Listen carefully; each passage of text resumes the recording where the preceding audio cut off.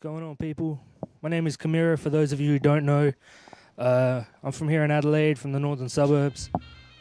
And yeah, hello to everyone watching. Man, what did you get up to over Easter, man? It's family shit. Yeah, man. Family. No, I feel that, man. You know, it's at a point now, as me being an adult, it's about the kids. Yeah, dude. You know, them enjoying themselves. So totally, man. Even as someone who's not an adult, you know, you gotta appreciate and realize that it's easy to take those times for granted. You know what I mean? Absolutely, absolutely. I mean, a lot of people out here too busy chasing money or chasing their dream to even pay attention to their loved ones. So, you know, take every opportunity you can. Yeah, no, totally, man. It's good to see a cat rap and putting it in his raps and kind of paying homage to that. I really liked when I listened to the track on your album, The Good Life. You know what I mean? To kick the album off. Yep. You know, I really dig it coming from that angle, you know, about talking about the family and you know, showing your love to them. Well, I mean, to be honest, man, like that's a big part of who I am. Yeah, I mean, one of the main reasons that, you know, I'm making music and chasing this dream is because of that. I don't know. A lot of people think that making an actual career out of music is such a long shot, but one of the biggest reasons I'm at least trying is for the family, man. So I talk a lot about my family, and they're like my biggest inspiration. So oath, man, oath, dude. And you know, it kind of goes hand in hand with that thing of there's a lot of cats today that are spitting just the self-centered kind of rhymes that just kind of boastatious stuff. I mean, it's cool to kick that stuff, but when every track, every line is just, it's I this, I that. You know what I mean? But I mean, I'm not gonna lie, I've got a few tracks like that. But still. But yeah, like you change it up every now and then. You know, I like to. My purpose when it comes to making music is to entertain people. Yeah. And I mean, not everybody's going to be entertained by my personal life. I understand that. Yeah. Not everyone's going to be entertained by, you know, the just bars about rapping. Do you know what I mean? Like, just for the sake of putting bars down. So it's important to have a mixture that captures everybody's attention. Yeah. As opposed to just one sort of angle, you know. Yeah, and to kind of have that versatility over the whole album. Oh, of course. It's great to see, man, and it's breath of fresh air to me personally, and it kind of pushes towards a more positive and like a intellectual style of rapping. Is kind of looking at the bigger picture. Oh, well, and it's tight to see that, man. I mean, like I said about wanting to entertain people, my big thing is, man, a lot of everybody's out there. You know, they're watching the news, they're seeing all the horrible stuff across the world. I then don't want them to put on my CD and hear me rapping about all the horrible things around the world. No, totally. I feel like my purpose is to entertain people. So with that being the case, like I'm not one of these guys who's going to delve too deep into like politics and stuff like that. Because as a person, that's not me. Fair comment. But you know, I like to bring stories, change things up a bit. But at the same time, like I said, man, my biggest thing is I'm here to entertain people. You know, I don't know. Maybe people want to hear politics and all that sort of stuff, and they can go listen to Immortal Technique. But that's it, man. There's a time and a place for everything at the end of the day, man. Well, that's right. That's how I feel anyway. Yeah, no, I appreciate that, man. And I wanted to ask, man, like from that album, what did you want the listener to take from that? You know what I mean? Like this, from top to finish, you know, start to finish, listening to it. Well, I mean, the name of the album that is going to be released is called Dream Chaser. And the whole idea is, man, last January I went to New York and I linked up with a record label that I've sort of known for a long time. Yeah, right. And I ended up signing a deal. Yeah, tight. That, you know, as a kid, now it's an independent deal. It's not with a major label. Yeah. But as a kid, you know, I saw these rappers on TV, and they had 30-inch rims on their cars and for some reason they had a fish tank in the boot and all this sort of shit. Yeah, I know. And and as a kid, I thought that's what I needed. I needed to get a major record deal. Yeah. And then you do a bit more study, a bit more research, and that's really not the way to go about it. Yeah, man. You find out quick when you get and you start learning about that. It's all just like a prop. That's right, and that's not even their money. That's that's the money they're paying back for years, man. Exactly. So I went to New York. I signed this deal with the 456 movement. Yeah, man. Shout out to the 456. And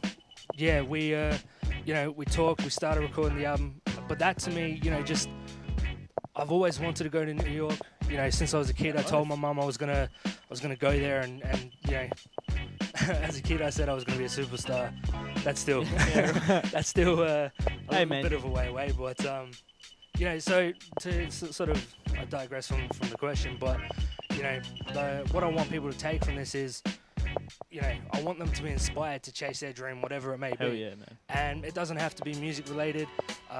You could be, a wannabe athlete or a business owner, entrepreneur, whatever it may be.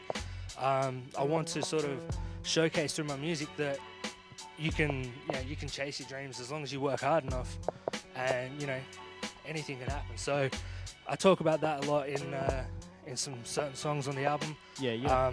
The fact that I sacrificed a lot to get the plane ticket to go there. Yeah, well that's. Do you know what I mean? So yeah, man. That's what I want people to take from the album is, here's a guy who didn't get any help from anybody else. Yeah. He worked his ass off and. Yeah, and it's an important thing for, especially someone young, or someone who doesn't believe that when you got a dream, if you just go at it, you can absolutely just knock it out. You know what I mean? When I was a kid, like I said, I told my mum that I wanted to go to New York and be famous and all this stuff, and she always supported me from day one. But at the same time, she always made it clear I needed to have something to fall back on. Yeah, right. Yeah. Now, me being not so level-headed, I didn't take too much consideration to that. Yeah. And I just sort of put it all on the line to go to New York, and right on. We're working hard to do some big things. Yeah. But it's all a matter of working hard and seeing where we go from here. Oath, man. I've got a lot of respect for that, dude. That to go completely out of your boundaries, man, and just push the limit, man. Because it's a hard thing to do for a lot of people. It can be pretty challenging to just build up the courage to do that. So, I've got mad props for that. Thank you, I appreciate that. To cross, the ocean and do that, man. It was a crazy trip. It's something like a 14 or 15-hour flight just from Sydney to LA. Fucking hell. I found myself falling asleep, waking up what I thought was 6 or 7 hours later, and I've been sleeping for 10 minutes. Yeah, right. It would be torture, man. It was a horrible trip. I can't say I've ever caught a plane, but I can't imagine it to be fun at all. Not at all. Yeah. But it was worth it in the end. That's the main thing. Yeah. And I think going on from the chasing your dreams thing, it really when you do go out and you start to just take the reins, if you will, and say you got an idea, you want to do it. It's real inspiring shit to do. It really does inspire you. You know what I mean? And those tracks on the album, Smack 'Em All, and that, just listening to those, it was Smack 'Em All when there's too easy. Yep. It kind of has that energy about it. You know what I mean? Where it's just bam. That's sort of, I said I do like to do the, I guess you'd call them shit talking tracks. Yeah. Where you just sort of, but that's me sort of showcasing. This is what I got. This is what I can do. Yeah. It's excuse me, higher energy sort of tracks, and I feel like I've got to break it up. No, totally, man. Can't have all sort of stories. Can't have all. Yeah, no, you can't, tracks, man. You've got to kind of be versatile in what you do, and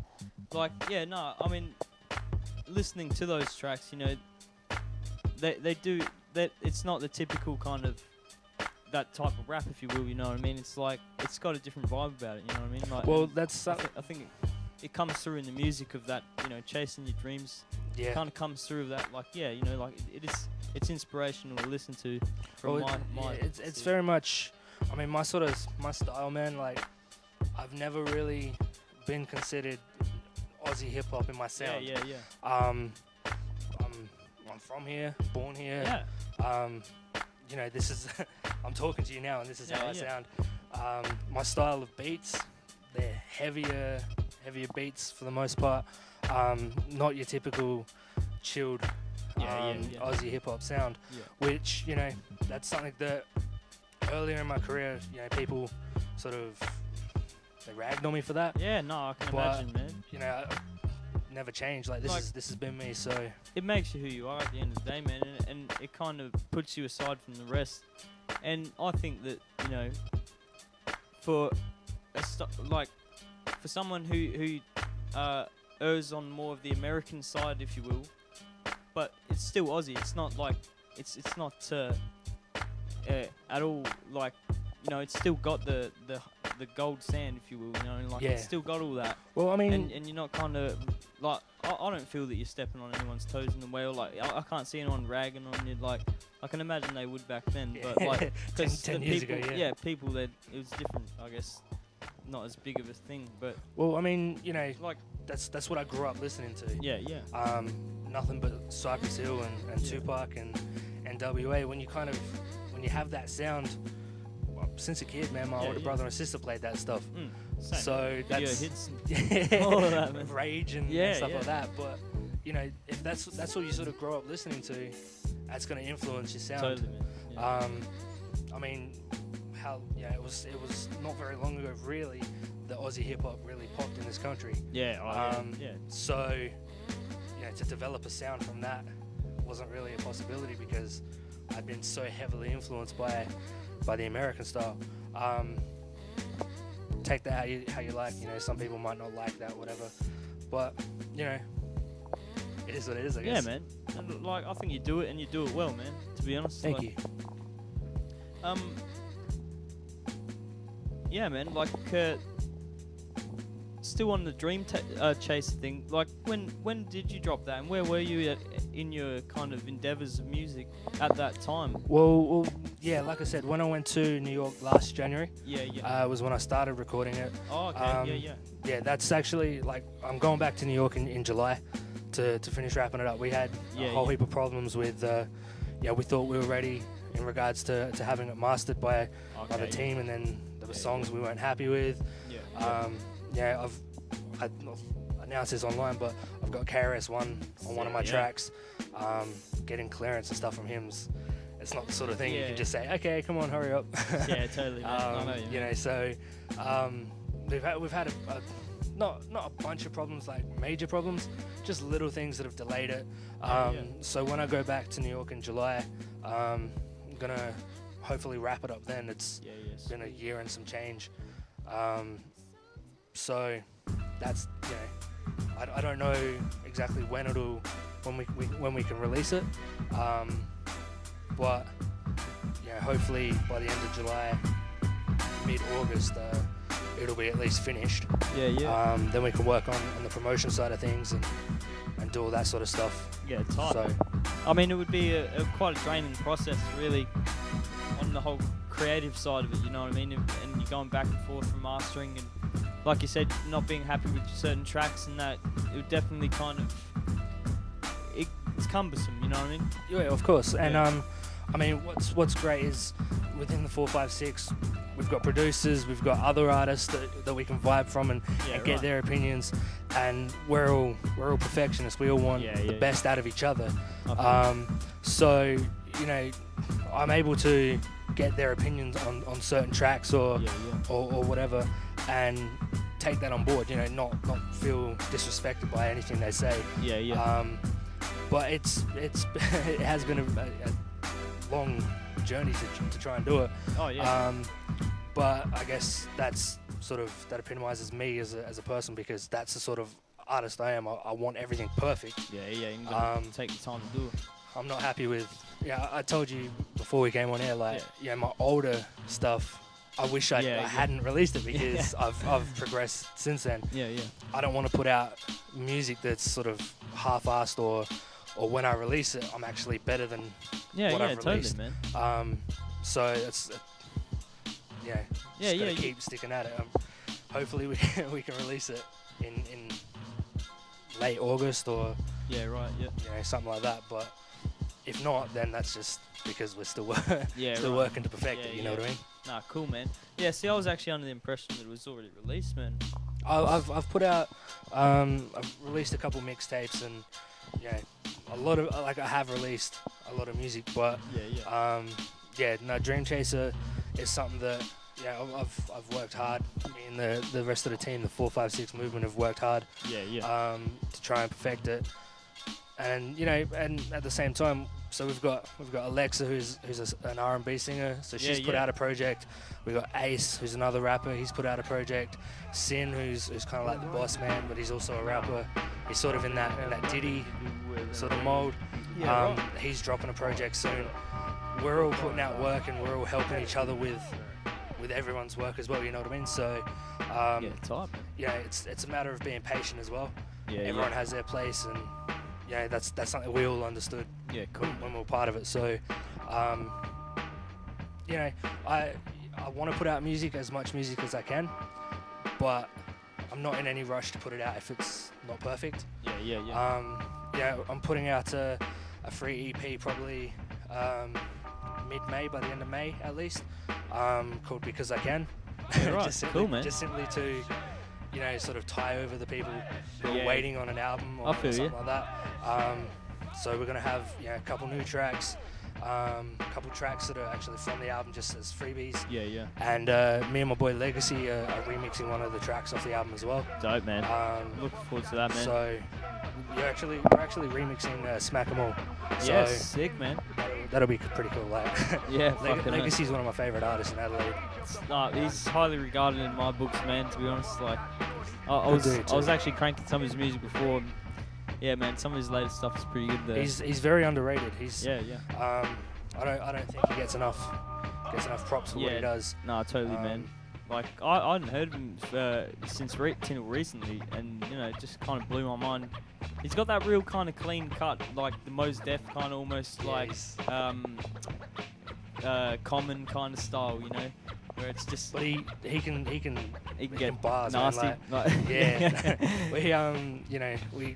we're pretty good mates. We hang out quite a bit, and I mean even just some of his freestyles are better than a lot of people's written.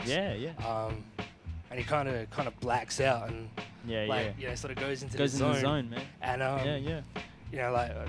I show him like a bit of a video or something after. And he's like, I don't even remember saying that. No, so he goes off, man. It's like I said, freestyle is better than a lot of people's written. Which is that's pretty. Kudos to him. Yeah, fucking earth, man. Nah, totally, man. And it's good to be around those cats because it drives you, to do more yourself. Well, I mean, my very first show, live show, was actually on the same bill as him. Yeah, right. And he'd been performing for maybe a year or so before that. And that was something like I was 18 or something, 7 years ago, 6 or 7 years ago. And since then, we've just become mates and. Time, man.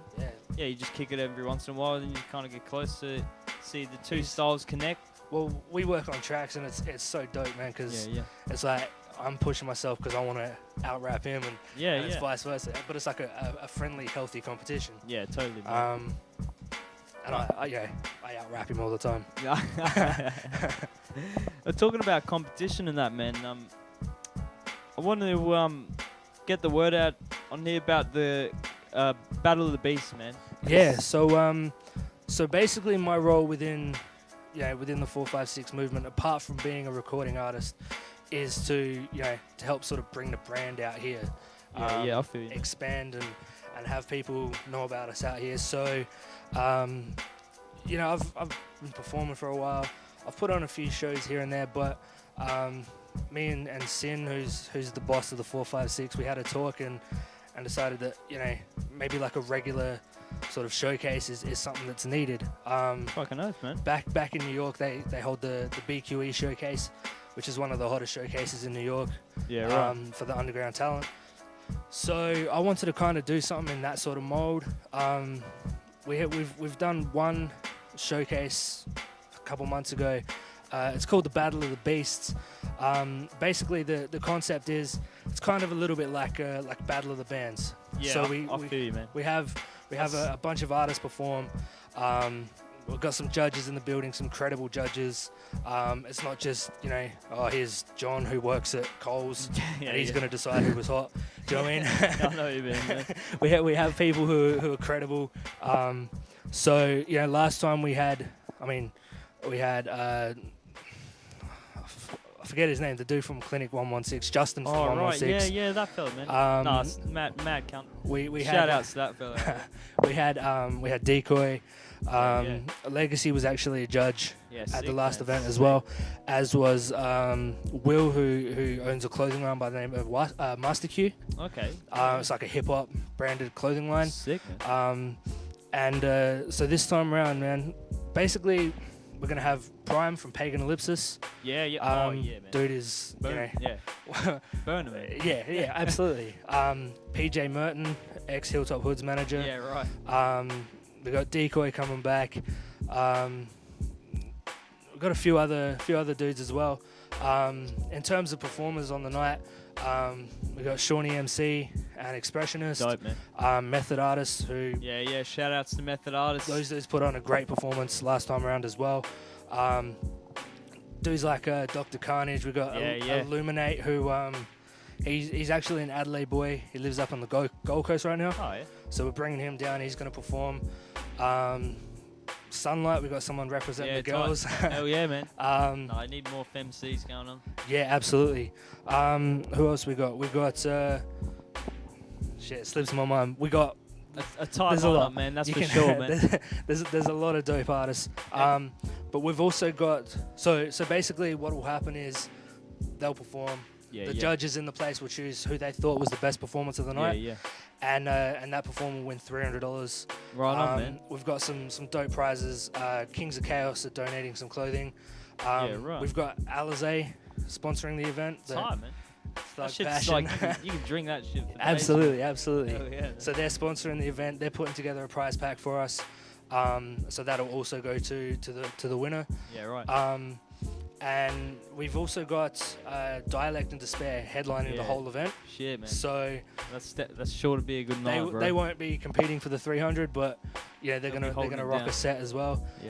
Legacy's gonna perform at this one, as well as Madmouth. Who's We had him on here the other day, man. Yeah, no, he's a top bloke. He's crazy. Really likable fella, man. I enjoyed just chilling with him.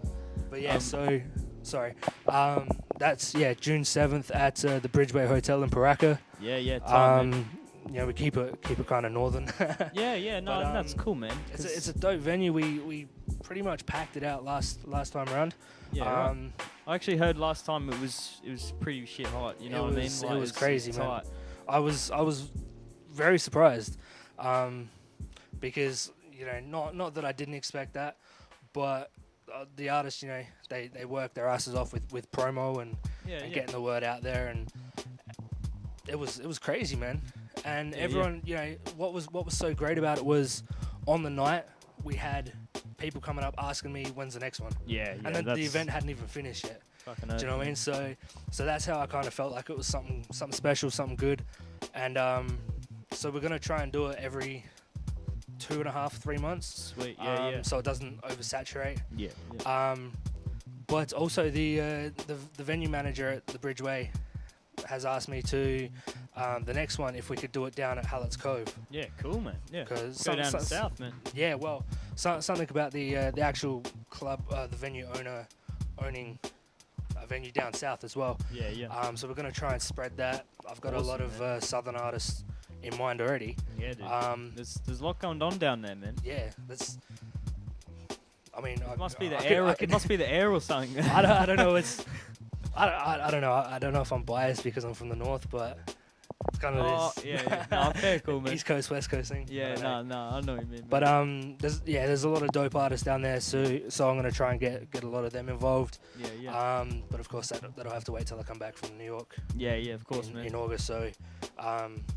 But yeah, I mean, this is it, man. This is what we're doing. We're running showcases. I've taken sort of the promoter promoter stance. Yeah, I'm not going to be performing at these events. You know, you're no, either, fair, cool, man. Like, you're either a promoter I or you're a respect rapper. that, bro. Yeah. Oh man, I see. Shit. So Oh, yeah, man. that's what it is, man. Like, yeah, I love watching the talent that we got here in Adelaide, man. There's so many underrated dudes and people who might not necessarily get to, have their name talked about, but they can rock a hell of a live set. Yeah, man. So I'm looking forward to it. Yeah, it's it's a great initiative, man. I'll look for. I'm gonna come down to the next one, get amongst it, man. Like, and it's great for MCs, the local MCs, to have something to really like a goal. Say, hey, I'm gonna practice for a few months, and I might enter Battle of the Beast and see if I can. I mean, the thing is, I feel like, this is for a lot of people. This is their craft. You know what I mean? It's they're trying to make a job out of it. A lot of them really want to get paid. For me, this show, it's like the artists are sort of they're backing themselves. They're betting on themselves. That they're sort of sacrificing payment at the chance of winning $300. That's a lot of money. That's a lot. Yeah, a lot more than what what they would get. You can get a nice mic, an interface, set up your own recording little booth. Well, for that's that much money, exactly right. So and get on your way with it. And I mean prize packs as well. I mean, yeah, man. Adelaide prize pack. I don't know what's in it, but yeah, you could only imagine, right? Yeah, dude. A few goodies in there, man.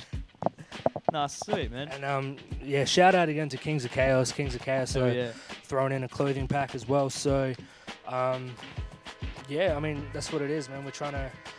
I mean, same thing as we're doing here, man. Give people opportunity. That's exactly right. Yeah. And I mean, up in the northern suburbs, to be honest, I think it was really only the Northern Sound System who were doing hip hop shows. So to give everyone a different venue, a different another avenue. A lot of people were really happy about that last time, which was evident in the numbers that came out to the show. So man, that's what it is. Tight, man. Well, I'll post up the link once again for the Battle of the Beasts event page for anyone who'd like to get more information on that. And we also got a poster up here for you to peep. So check that out. Get all the info. And hopefully we'll see you down there at the Battle of the Beasts. Alright, so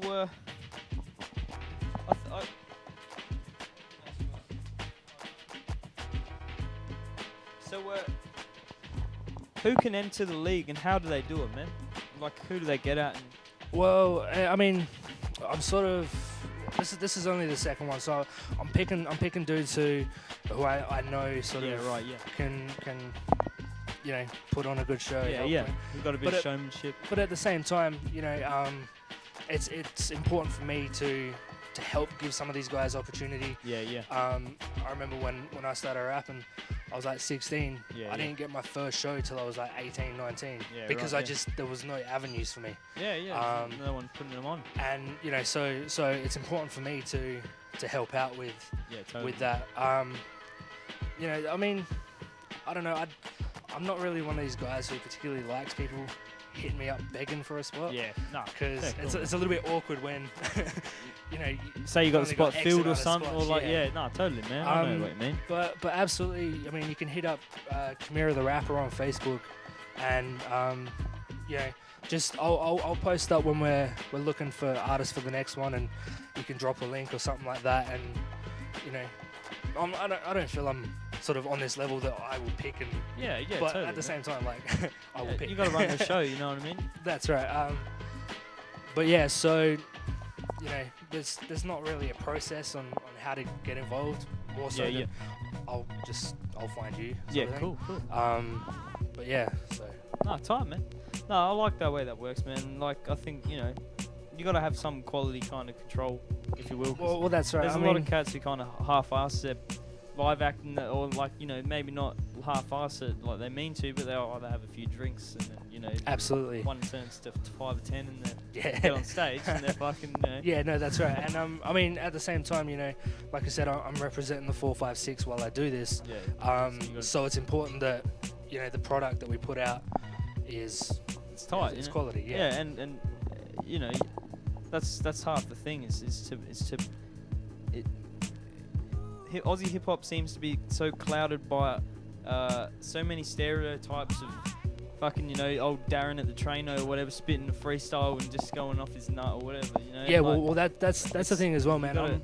I'm not trying to put people on who are just interested in spitting a freestyle on stage. Yeah. There are people out there who really take this seriously, who have been working on it for a long time. Yeah. So in my opinion, they deserve a spot over someone who just, you know, freestyles at the pub. Yeah, man. Do you know what I mean? Yeah, and the people who are really putting in time to hone what they're doing, hone down the skill, and like, you know, like when I'm in my bedroom making beats, you know, it's like I call it the workbench. You know what I mean? Because it's just like if you were constructing a piece of like a furniture or something, you know what I mean? And of course, you got to just carve out that sonically that noise. You know what I mean? Like and like, you know, you got to make sure that you know, like you're going for the people who are really worthy and they understand what it is to put in a few hours of work. That's right. And I mean, you know, without I hope this doesn't come across too harsh, but if I just sort of am picking the people who haven't really worked on it, we might end up with a venue with like 20 people. Yeah, do you know what I mean? Cool, man. Yeah.